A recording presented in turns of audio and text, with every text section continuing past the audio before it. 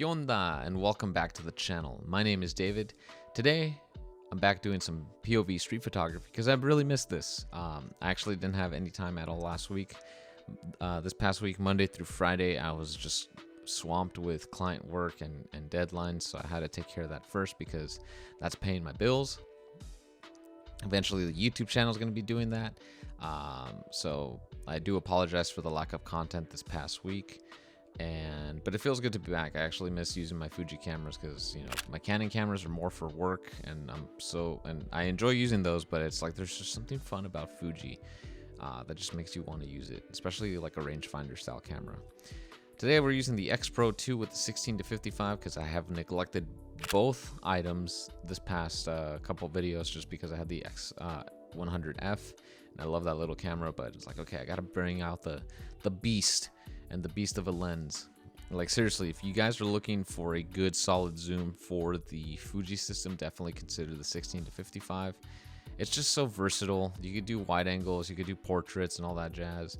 I personally will probably take this lens with me if I start traveling again, whenever that happens, hopefully after everyone's vaccinated. But for the time being, I'm totally gonna use it for street photography. It just felt good to use this lens again. I neglected this because I got the 90mm and I love that lens.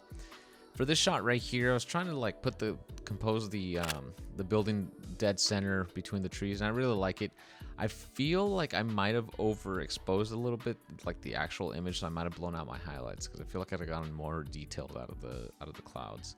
But it happens. I mean, it was pretty bright out. I didn't expect it to be this bright because, again, it was overcast when I went out to shoot. But you know how the sun works and how the weather works. But it's all good. I like the textures I got in that picture a lot. The reds, especially against the blues, just popped. For this shot right here, I actually used the side of the truck to kind of do a little bit of a leading line, just waiting for the car to move. And I really like this shot of the construction workers just on their lunch break, checking their phones, and then the pedestrians on the side walking. And as I got closer, I was like, and these guys did not look up at all once. So I was like, all right, I'll get a closer shot. And I got the pedestrian on the left of the truck looking at his phone as well. So it was kind of cool. It's just everyone's glued to their phones. Kind of, like I said, very quiet Monday. President's Day was the holiday that they celebrated this past week, so everyone's chilling at home. I like this guy's pants, man. Like, I've always been afraid to wear white pants because I like to drink coffee and I know I'm gonna stain the shit out of them. So that's kind of why I envy and commend people that could pull it off because I am too scared to do so. I noticed this puddle right here, just kind of walk down, take a quick shot, and I just love the reflection, the colors and everything. There's just something very magical about alleys, particularly the ones in like very like dense cities like downtown LA. And I'm sure if I were to go to Chicago or New York, I would probably find some of that alley magic over there as well.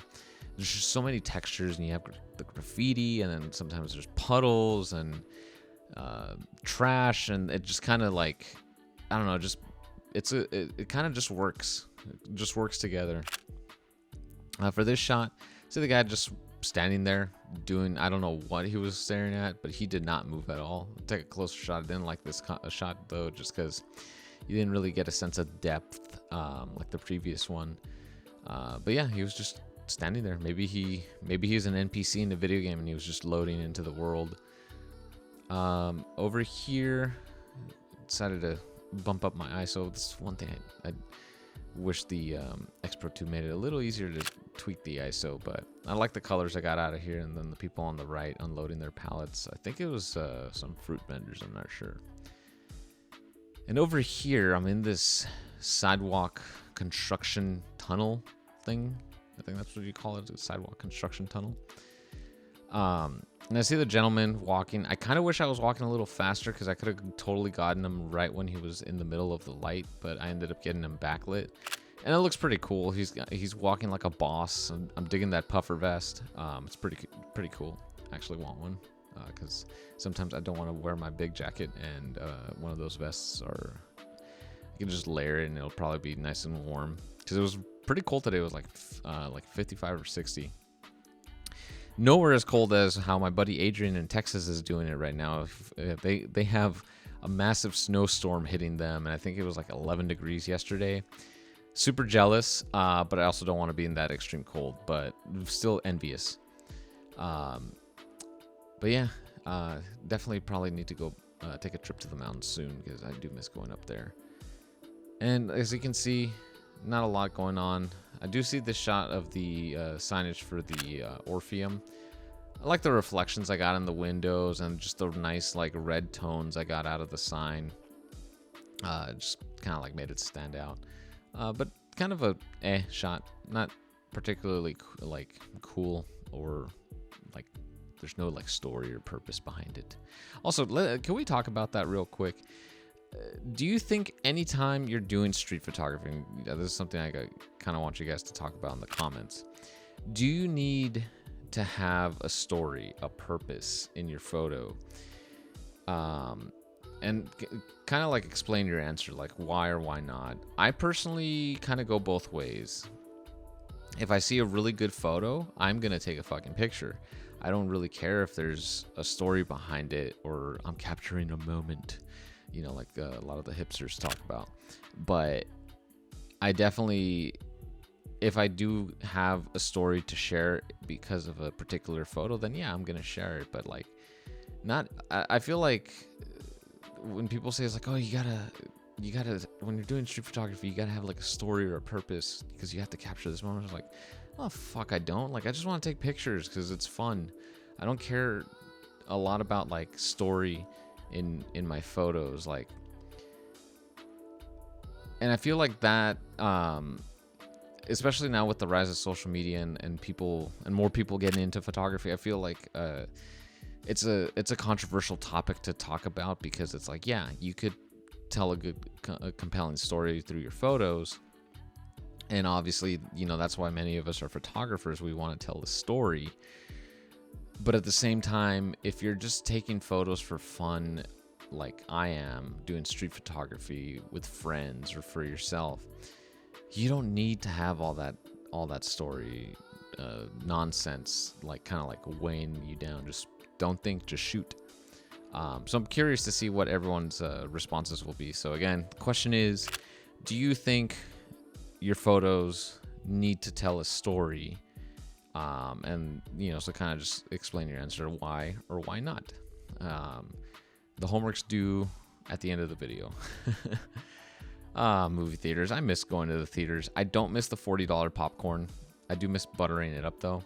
And also, I do like watching movies at home and making my own popcorn, because I could pause it and then go to the bathroom instead of having to wait for the slow parts of the movie to go see or to go to the bathroom.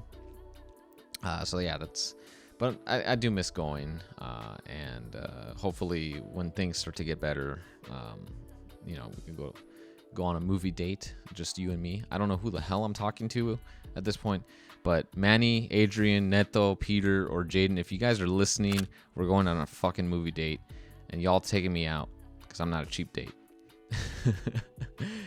But for this shot right here, I actually just did a quick fire from the hip, and I do like the composition.